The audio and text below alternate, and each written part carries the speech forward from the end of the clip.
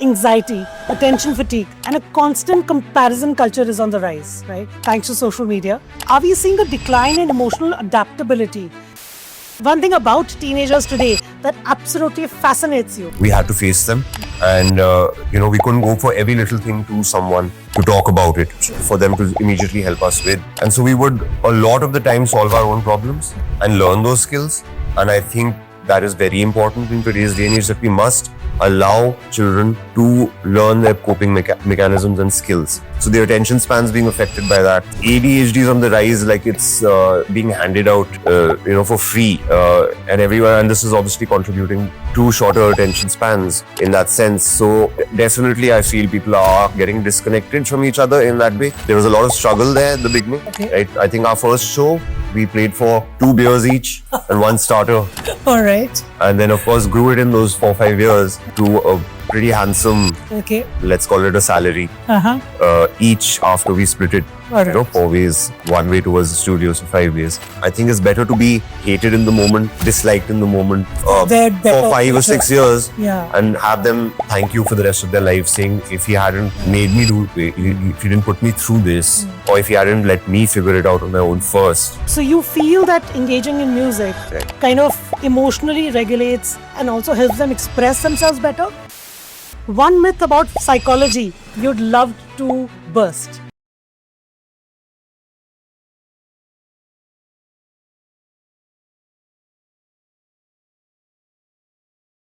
Hi, I'm Surabhi Sapra. Welcome to my podcast, The Migrating Occult. Today we are joined by Mr. Siddharth Bathla, lead teacher of psychology at Harrow International School Bengaluru. With experience spanning elite institutions like the Assam Valley School and his role as an IBDP Psychology Examiner, Mr. Bathla has dedicated his work to creating spaces where students not only excel but grow emotionally and intellectually. He is also a passionate drummer and music educator, connecting with young minds to help express themselves through rhythm and creativity. In this episode, we explore the unseen, the unspoken, often overlooked, evolving and layered aspects of human behavior, education, and personal growth. We'll dive into how psychology can shape modern education, the mental and emotional landscapes of young learners, and the unseen dynamics at play in the classroom. Hi, Siddharth. Welcome to the show. Thank you for having me. So, Siddharth, you said that you've not had a very formative education during your growing up years. So, can you just run through, your growing up years, your initial schooling? Right, so I think you're asking me before I joined Doon. That's right.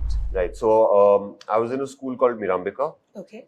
which is the Aurobindo group, and they run it. Okay. And it was a very different kind of school, and I was there for 2 years while I was in Delhi. All right. And so they taught you things more hands-on, All right. in the sense more experiential, where I don't think they had a strict curriculum that they were following. It was just more, of skill taught. So like, for example, I learned maths on an abacus, All right. Okay. right? And not pen to paper. So that kind of, It's not a very classroom kind of. it's not a very classroom oriented. Even your classrooms were, very interactive and playful. Okay. All right. In that sense. So very different from a traditional formal education that we are normally used to. Okay. We didn't learn the tables. I didn't even know tables up to say 10. Okay. All right. In that sense. It's often said that those drawn to psychology are some way trying to heal not just others, but a part of themselves. Behind every good psychologist is a story, Yeah. A turning point or a quiet storm. Okay. Do you feel that it's true in some way in your case? Well, I think everyone's trying to heal themselves. Either we damage ourselves growing up, or someone damages us, or circumstances do it. So I think that's there in everyone, not only behind every psychologist, True. so to speak. But it's more, I think, for the psychologists. No, I mean they say doctors make the worst patients. So maybe Okay. maybe the psychologist is the most sorted or the most damaged in that case. All right. Yeah, but there wasn't anything particularly traumatic that led me to this. Like I said, I was drawn to the subject because it was interesting. Anxiety, attention fatigue, and a constant comparison culture is on the rise, right? thanks to social media. Uh, are we seeing a decline in emotional adaptability? So, do you think that the social media driven validation is shaping how Gen Alpha identifies themselves? And there's a lot of, they're looking for this self praise and self worth. So definitely media has always influenced and society has always influenced, as you mentioned, our emotional upbringing or development. And now, of course, like you said, social media is on the rise. So, things like Instagram or other platforms have an influence on how children think about themselves, and there is more comparison. There's also more help available now, I think, in Alright. terms of, psychology being there's less of a stigma saying, going and meeting a therapist. But also at the same time, I feel children nowadays are not developing coping mechanisms. Exactly. There were a lot of things growing up because there was no other choice but to face our problems. We had to face them. And, we couldn't go for every little thing to someone to talk about it. True. Or for them to immediately help us with. And so we would a lot of the time solve our own problems and learn those skills. And I think that is very important in today's day and age, that we must allow children to learn their coping mechanisms and skills. And like I mentioned before, I worked at 2 boarding schools, studied at one, and I feel boarding schools still challenge you enough to deal with your own issues. Of course, the help is available. So, you would agree that children and adolescents today are becoming more emotionally disconnected? I feel people are spending less time with each other, physically speaking, All right. and in a traditionally social setting where they meet or they sit and they have conversations with each other. And I don't think it's only limited to children. All right. I mean, it won't be uncommon for anyone to see. People have gone to a restaurant for a meal together, or they're sitting and having a few drinks together. And you might find yourself the only one in the room looking at them while they're all staring at their screens, right? And It is a sad reality. and everything's become smaller. Like True. the songs are shorter. You're no longer watching full videos. You're watching shorts or reels. So their attention span's being affected by that. ADHD is on the rise. Like it's being handed out, for free. And this is obviously contributing to shorter attention spans in that sense. So definitely I feel people are getting disconnected from each other in that way. Of course, connectivity is increased in the sense I can video call someone very far away. Absolutely, yeah. Wherein earlier I couldn't do that kind of thing. But that's when it's a necessity. But people are choosing it as a convenience over necessity and really not meeting as often as they should. Agreed. That's what I feel. But this also brings up a very important point, that how much of this emotional disconnection stems from adult modeling. Well, of course, like I mentioned, you won't only see it in kids. Even adults are doing it. So this is something that is addictive for even say parents when they are around their children. So a lot has to do with that as well. If they see you, it's like a pandemic, I feel. It's one kind of disease, you could exactly say. True. And if children see their own parents or other adults behaving that way, then they're more likely to. That's always been the case with anything. So yes, but definitely. Also this work from home culture has kind of brought this thing in. I think that was a result of COVID. True. There was less work from home. I'm sure it existed, but I think that's an offshoot. There's a boom of this work from home kind of a thing. But then when you have a work from home culture, so children are seeing their parents or their elders on the gadgets. But what the adults feel is we are doing our work. Correct. What the children see is parents on the gadgets. So how do you kind of, justify that? Or so there's a bit of, I guess, psychoeducation that's required at that point. Okay. Where, there are lots of jobs that require you, even if you were not at home and doing it, you were going to the office, but they require you to spend time on a screen. True. So I think a child needs to understand what it's being used for and what the purpose is. And then maybe after that, the parent shouldn't just go and then switch on the TV and then be watching a movie. Maybe give themselves a break from that screen, and then they can explain screen time to their child. Agreed. But if they're on that the whole day for 8 hours or 10 hours, whatever time they need, and then they're on yet another gadget and then yet another gadget, then I don't think the child will understand. Absolutely. Yeah. True, true. Okay, you've also been a part of a band. Right. Yeah, you're a drummer, right? Yes. Tell us a bit about the time when you were in the band and, So it was obviously a completely different life and lifestyle. all right. Again, some Is people, that when you started growing your hair or? I'd started growing it a little before that, Okay, in preparation for it, I guess. all right. Yeah. But definitely it grew, a few more inches while I was in the band. Okay, But it was a completely different lifestyle, very different from teaching all right. and a formal routine. Okay, You were your own boss. All four of you yeah, had to coordinate. yes. You needed a lot of self-discipline in that sense to show up to the studio, record your stuff, or to sit and compose. There was a lot of struggle there at the beginning, Okay, right? I think our first show, we played for 2 beers each and one starter. all right. And then, of course, grew it in those 4-5 years Hmm. to a pretty handsome, Okay, let's call it a salary, each after we split it, all right. 4 ways and 1 way towards the studio, so 5 ways. Mhm. But it took a lot of effort. It took a lot of luck. Mm. It took a lot of meeting the right people, Yeah. getting exposed to the right venues Mhm. and playing it.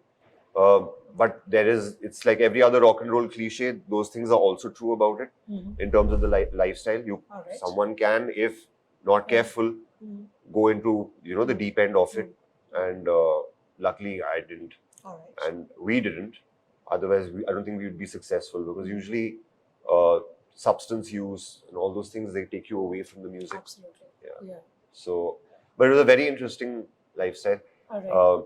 Writing the albums, get a lot of attention from girls. Yeah, That I was was just nice. coming to that. Yeah. So tell us some fan moment that you had, something special. I mean, it would happen often, but you'd get these nice, either trinkets and treasures, I would call them, Okay. at the end of the show. All right. Someone Anything would, that you've still saved up? of course, I have a whole box of them. Oh wow. Okay. Either it's a handwritten note or someone's written something on a napkin, All right. or someone's told you how much a certain song touched them. Now those are the most special ones. And like I said, luckily these things weren't digital, so they have a personal touch.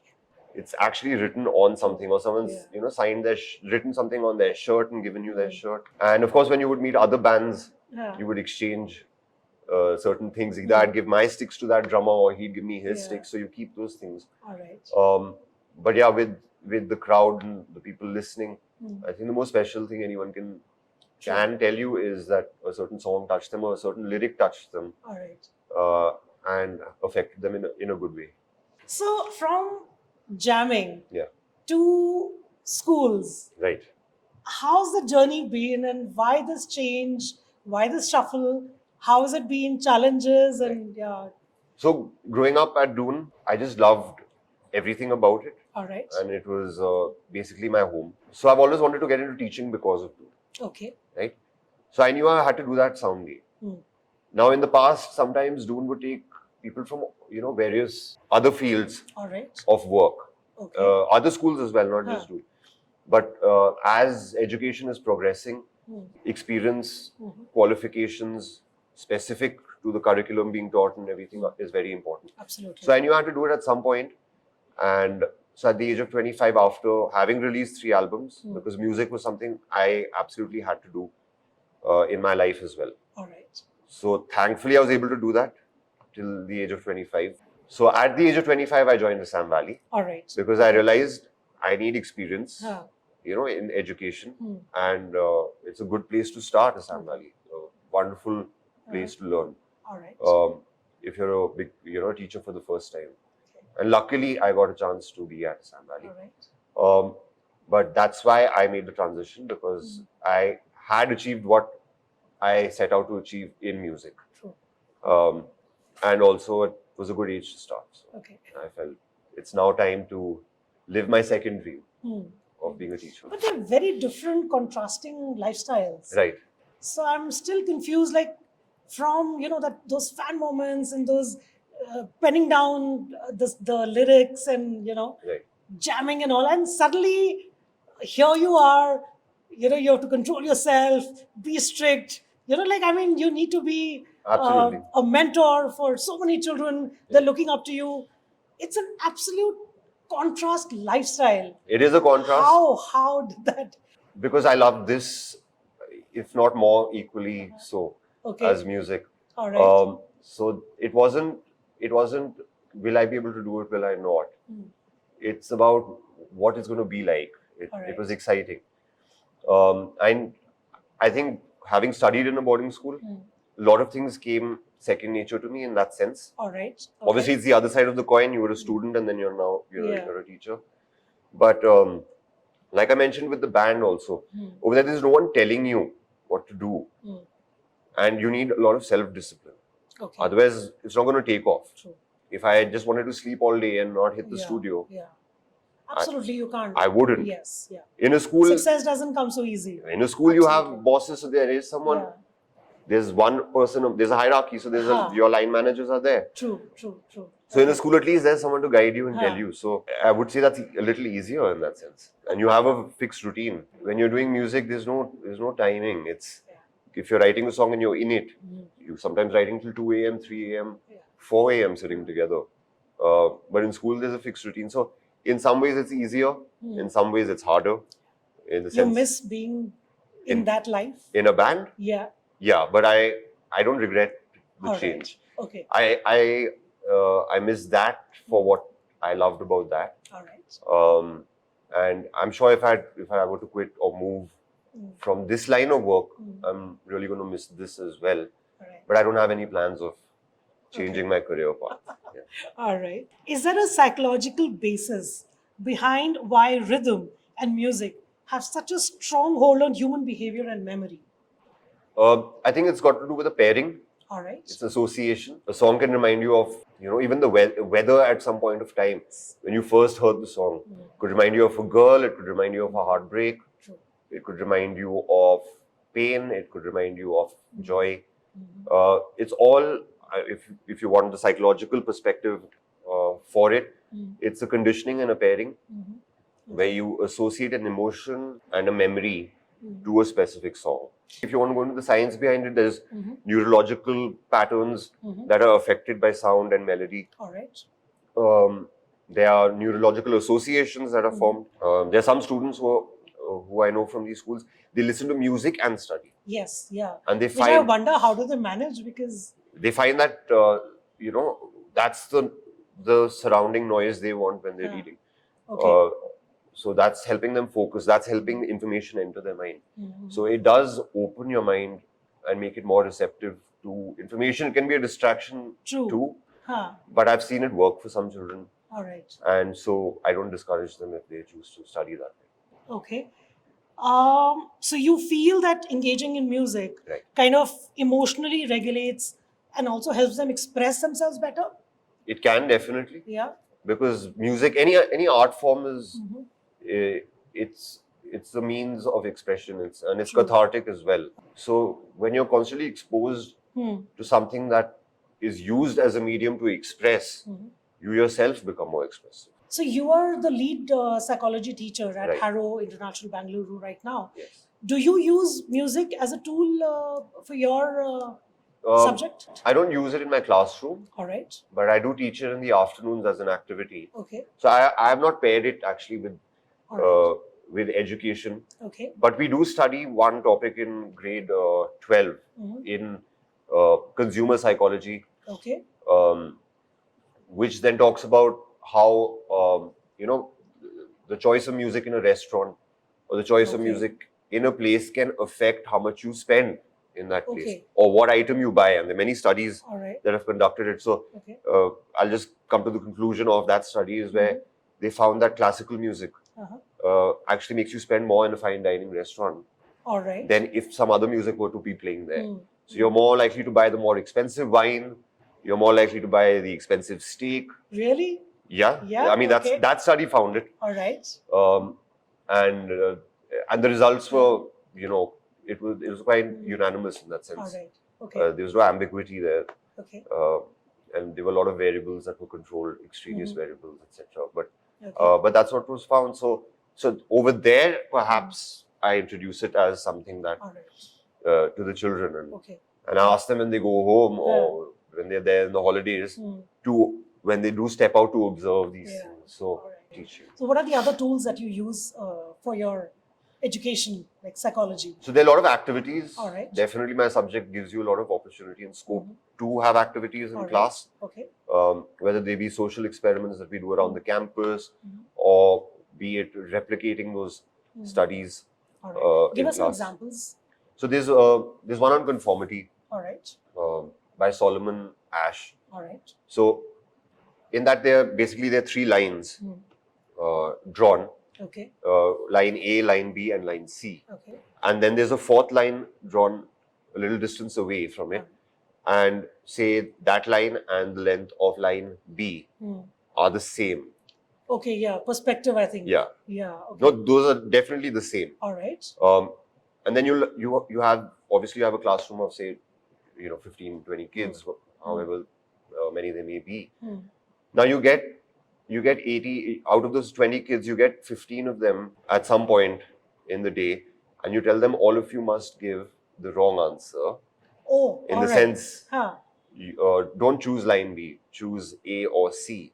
Okay, but why is that? And then you leave 5 kids out of this who don't Oh, know. okay, all right, okay. And so Got when it. when they enter the classroom, those 5 kids are choosing the correct answer. They're choosing B, but they look at the response of the other 15 and then they change their answer. And so that's an experiment on conformity. All right. How even though we know what the right thing to do is, at times we change our answers because we have a tendency to conform as human beings. But the majority is saying something, then obviously it would But that's what conformity is. Yeah, exactly. Yeah, So, true. So majority size of the crowd Huh. is one thing that affects conformity. Now you Okay. can repeat this experiment where those 5 children who aren't aware are choosing the right answer. Yeah.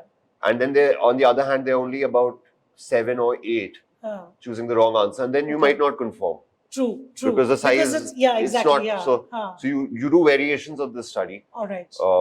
in class, and so you see size of the crowd, who the crowd is. If you're doing it with seniors and juniors, then are juniors more likely to conform to what the seniors' answers are? All right. Or will the seniors do it if the juniors give the wrong answer? Okay. On the other hand, so you try different variations. Any interesting findings that you've had during any of these experiments or your classes or anything? Well, most of these studies are replicable. So Actually, like yes, this one was very interesting to see, right? Okay. And sometimes it was interesting when someone didn't conform. Okay. Yeah.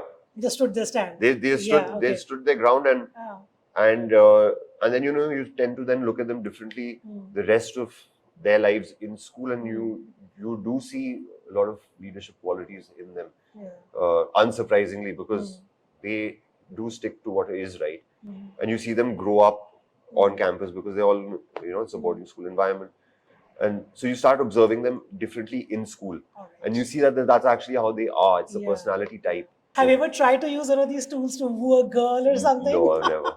Okay. But you don't want to say it on camera? No, for that my charm is enough. I don't. Oh my God. Okay. How do you personally recharge or maintain emotional balance, especially when you're looking at so many children or so many problems or, Right. So music has always been there. Okay. For me. All right. In that sense. Okay. Right. So I dive into an artist and into their albums and their discographies in the evenings. Okay. And I try and find songs that will stick with me. And so that's one way. So I expose myself to a lot of music. All right. Apart from that, of course, I have my dogs. I love them. Okay. So I spend time with them. You still write songs? I do. Okay. I've not gone down to composing them, so they're mostly poems at the moment. So are we going to get like a book of poems very soon, or? But yes, I'm working on my 4th album in that sense. All right. And when the time comes and I meet the right people, then we might put music to those words. All right, lovely. Wishing you all the very best for that, and so looking forward to it. Yeah. Okay. If you could change one thing about how we educate our children today, right, what would it be? I would say bring back a little bit more of the old school. Absolutely. I think a little bit of tough love is always required. All right. And we shouldn't lose that. And like I mentioned earlier as well, it shouldn't become too soft. It shouldn't become mollycoddling. Concern should not become you solving the problems for them and not equipping them to face the world. Because you might be playing it safe in school as an educator, saying, I don't want the child to feel bad. I don't want the child to not like me. But you're actually doing a disservice there. You know, they're going to grow up not having those skills if you don't let them develop them. I think it's better to be hated in the moment, disliked in the moment, For their better for 5 or future. 6 years, Yeah. and have them thank you for the rest of their life, saying, if he hadn't made me do, if he didn't put me through this, or if he hadn't let me figure it out on my own first, I wouldn't have learned these. I think our parents were a lot more invested in a different way with us. Like today, a parent's very involved in, say, what is he studying in school and what are the teachers doing. But our parents were more, maybe not so invested in that. They would, leave us in the trust of our teachers, but they were very invested in us in other ways. So I think there were more conversations, there was more time spent. And so, of course, there was an element of being scared of someone who is senior to you or is your parent. In that sense, there was a bit of a fear angle as well. But there was a lot more of conversation taking place. A lot more of them spending time with you, of knowing what's going on in your life. So if I feel that's missing these days, either parents are too busy or both parents are working parents. Exactly, yes. That's also a major problem. Or when you are at home now, you're all in your own rooms watching your own shows or whatever, for example. There's less time being spent with each other. As a family. Yeah, I've found that people don't even sit and eat meals together, And that would be one place where you'd all gather at the end of the day and actually share your day and your problems at the dinner table. And then if even that's not happening, then you're not there as a friend to your child either, right? And by old school, I mean a little bit more firmness needs to be brought, a little bit more of no needs to be said, and a little bit more accountability has to be, kept on the children. In that sense, that they are kind of responsible for their actions. But I also feel that these days there's so much of how do I say, the earning capacity has gone up. It's like a new money or whatever you can say. Families, in general, the lifestyles have kind of improved, and there's a lot of comparison happening, social, like a peer pressure and all. We've also seen it grow up. While we were growing up, you had old money families. Generational wealth, as they say. Yes. It all comes down to, I think, accountability at the end of it. So when something's come to you easy, you've not been taught, or you don't see the value what it took to earn that, and what it means to respect it and keep it. And I think the older families have passed that down. They must have really begun from absolutely nothing and really worked hard towards it. It didn't fall in their laps. So the next generation was obviously taught accountability of spending it, of earning something, not just being given something. So that's changing as more and more people are rich. You'll have more and more. There's a higher probability that there'll be money in a family where those parents do not hold you accountable. Exactly. Yeah. And actually use it as a way of, say, buying your love. Buying their children's love rather than that's happening. So it's scary that it's happening, and you often read they've just crashed the car and they've killed someone, but they've gotten out of it, and the next day there's another car waiting for them that's been bought. So it's scary to see that happening, and of course they can be a new money family, that because wealth obviously started from one generation. Even though old money was new money at some point. Agreed. So absolutely. hopefully there are more families that hold their children accountable, that teach them the value of every rupee, and also teach them what it takes to earn something, and also what it takes to give back to society, because that's the biggest thing. I know there's that rat race where my child shouldn't be left behind because he should have the same iPad that someone else has, or he should have the same smartphone that someone else has. I think we're losing uniqueness as we're growing older, and it comes down to the parent. I mean, the child's dependent on you. He's not earning anything. she's not earning anything Yeah. yet. It's on you, on your, like I said, you want to be hated for a few years or disliked for a few years, and actually your child won't even do that. True. Yeah. They'll actually understand the difference between, if you don't give them exactly what their friend has, over time they will understand the Yeah. uniqueness True. that they have. It's just about how willing is a parent to take that risk, how willing is a parent to not be liked. And you're saying nowadays, the parenting style has to be, we have to be more as their friend and less as an authority figure. Yeah. I don't think either extreme is good. Exactly. And there's a It's good not. balance. But I don't think a parent always has to be the child's friend. Especially, it depends which year of development you're talking about. After they're 18, of course, have the first drink with them, have a beer with them, sit with them and be their friend, because that's the age to do it. You brought them up, now they're an adult, so to speak. Yeah. But I think in the formative years, you do need to be a little less of a friend at times. Okay. It depends on the situation as well. Yeah. If your son is going through his first breakup, definitely be his friend, right? But if your son's, bullying someone else or being mean to someone, that's not the time to be his friend. Sure. Agree. So you have to take it situation to situation. Tell us some instances that you've had while counseling children. Right. Yeah. What kind of problems did you face, especially given the current scenarios and. Right. So without naming the school or without naming, obviously I'll definitely not name the child. But the range of problems that I've seen in schools and even in otherwise, sometimes you read about them as well. And I talk to other counselors from other schools, so they've also shared things that they've dealt with. But cases have ranged from self-harm. Okay. Of course, not very severe. All right. But because it's caught early, thankfully. But from self-harm to mild depression. All right. To say even eating disorders. Okay. Because you want to look a certain way, and eating disorders are mostly common with, but not limited to, but mostly common with females. Girls, yeah. Because there's, I think, more pressure on them on how to, especially with the weight, right? So these are the range of things I've dealt with, and of course it can take a toll on you as well, because then you need to release that because you're absorbing all of this, right? So then you need someone to speak to and someone to release it with. Then it ranges to problems at home that they may be facing.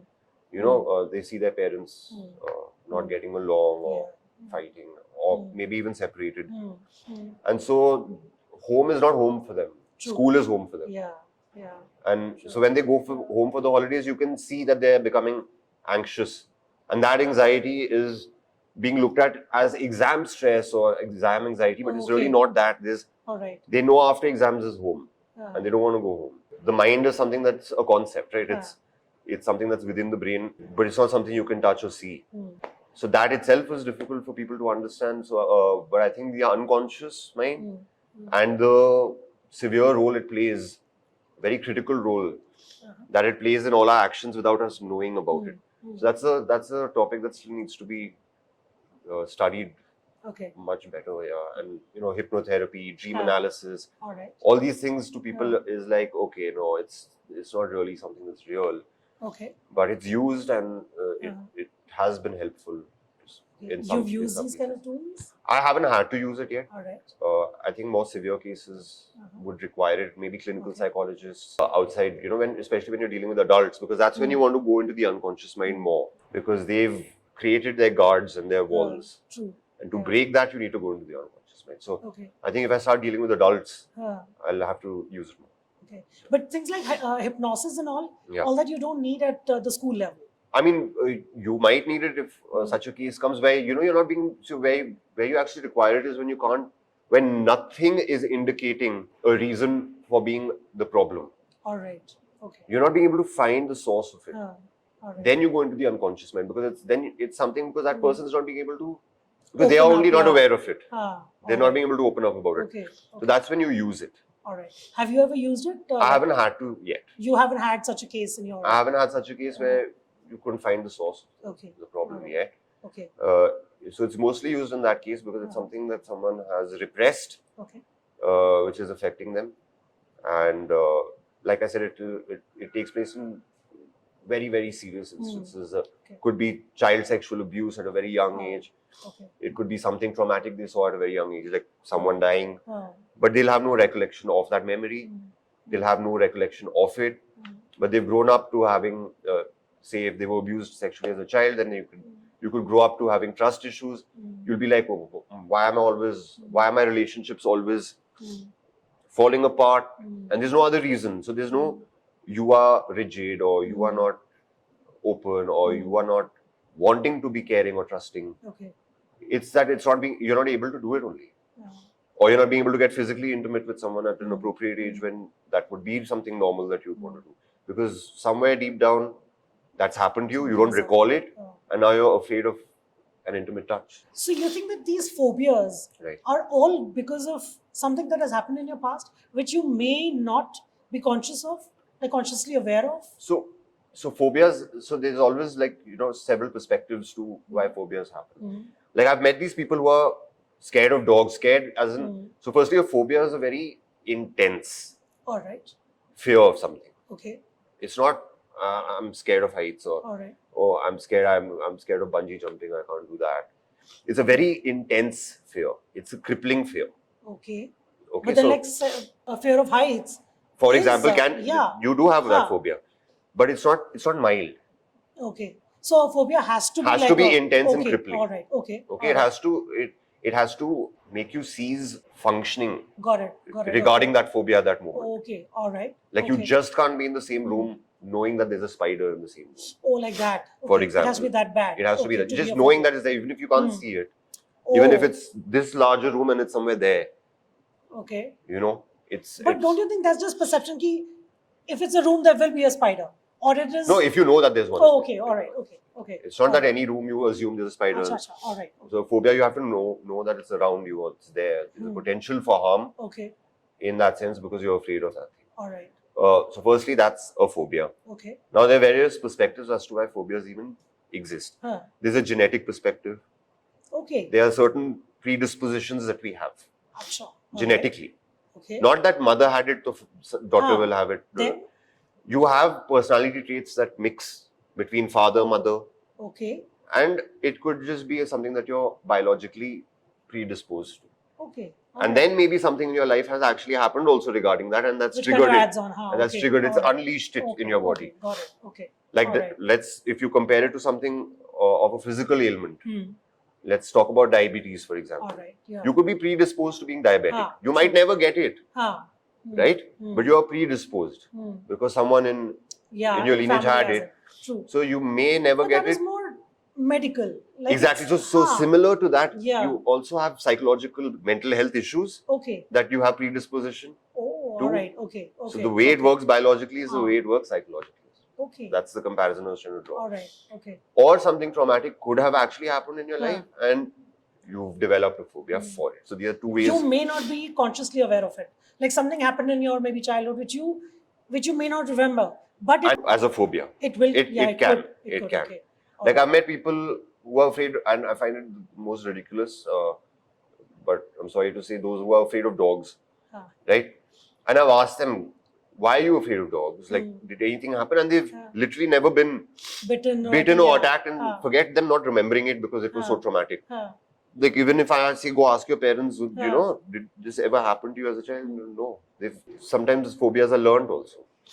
And actually, most of the times they're learned. True, absolutely, yeah. So they've learned it from hearing someone else talk about it in a fearful manner, and so they've never been bitten. They've never seen someone been bitten, but they're scared. Is there like a hack to get over your phobia? So phobias are learned. Anything that's learned can be unlearned. Okay. So there's reverse conditioning that can take place. All right. Okay, you start pairing it with something pleasant, that phobia with something pleasant. All right. Okay. And it slowly goes away, but it takes time. Do you think for some phobias maybe meditation or yoga or breathing or something else? Are they connected? Do you feel they're helpful?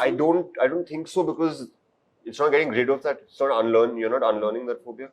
But maybe it will help. It's calming you down in that situation. All right. Definitely. So temporary kind of. It's a relief. Okay. And it's keeping your body in its natural rhythms and in equilibrium.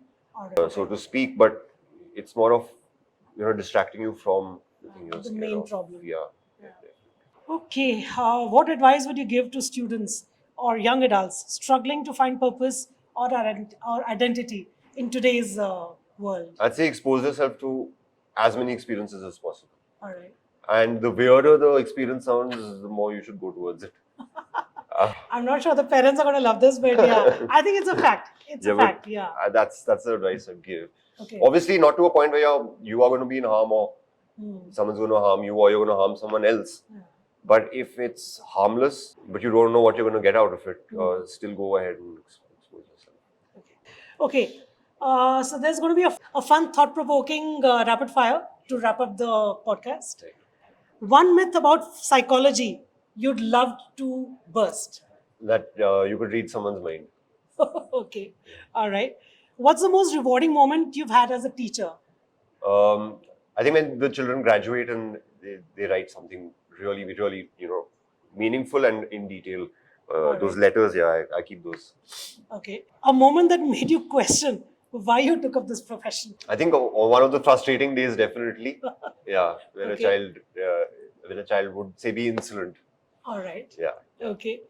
A book or a song that changed your perspective on life. I think a band, definitely Dire Straits. All right. Yeah, very poetic lyrics. Yes, absolutely. One thing about teenagers today that absolutely fascinates you. One thing about teenagers that absolutely fascinates me, Yeah. I think how carefree or / careless they are. All right. Yeah, Fearless, combination. actually. Fearless, but basically the lack of self-preservation. Yeah. True. Okay.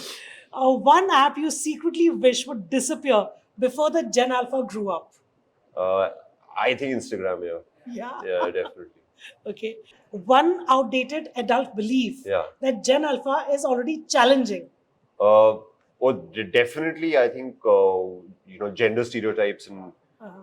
gender identities and all that, Yeah. definitely. I think that will freak Uh-huh. our grandparents out. Okay. Okay. TikTok therapy. Legit trend or psychological minefield? Minefield, definitely. Yeah. Yeah. Okay. Will handwriting ever exist by the time Gen Beta grow up? I don't know what form it will be. I've seen some kids' handwriting was like correct answer scripts. It's like a drunk ant has walked all over the All page. right. Yeah. Okay. They also complain about too much of writing. It'll So it's- definitely disappear. I have a feeling. Yeah. Okay. Classroom of the future. VR goggles or mindfulness mats? What is a mindfulness man? Like, being in meditation and kind of emotional balance and I mean, I hope it's the mindfulness maths. I mean, if these are the only choices, because these kids will be bumping into each other with VR goggles. okay, all right. Journaling or jamming? Jamming. Jamming, all right. If you could jam with any famous musician, dead or alive, who would it be? Definitely Mark Knopfler. Alive, Alright. yeah. Okay, and why? Dire Straits again, and yeah, I think, and he's like, he was an English teacher before he became. Okay, all right. If your teaching style was a genre of music, what would it be? Blues rock. Okay. Silence or symphony? Silence or symphony? Silence. Silence. I thought as much. Okay. Early bird or night owl? Night owl, 100%. All right. Freud, Jung, Skinner, or someone entirely different. Who would it be? Whose couch would it be if you had to go for therapy? Freud. Definitely All Freud, right. yeah. Why? I'm the most afraid of what he'd find out, so. All right. definitely I that. think we all are, yeah. Okay. If you had to describe yourself in 3 words, what would they be? 3 words, I'd say passionate, All right. loyal to a fault, and curious. All right. Okay. What's your personal mantra or philosophy in one sentence? I really like this quote, so I think I'm borrowing it from that. Uh-huh. To fill the unforgiving minute with 60 seconds worth of distance run. Wow. Okay. Borrowed one, but yeah, I really like that one. You won the hamper. All right. This is truly a thought-provoking and deeply insightful conversation. Your experiences, philosophies, and your unique perspective on everything from psychology in the classroom to the role of creativity in emotional well-being, to rhythms that connect us as humans are truly inspiring. We have touched on a lot of ways education extends far beyond textbooks. And thank you so much for that. We've had a very insightful podcast, and I'm sure, I think people of all generations, all age groups would be able to connect to this. So thank you so much.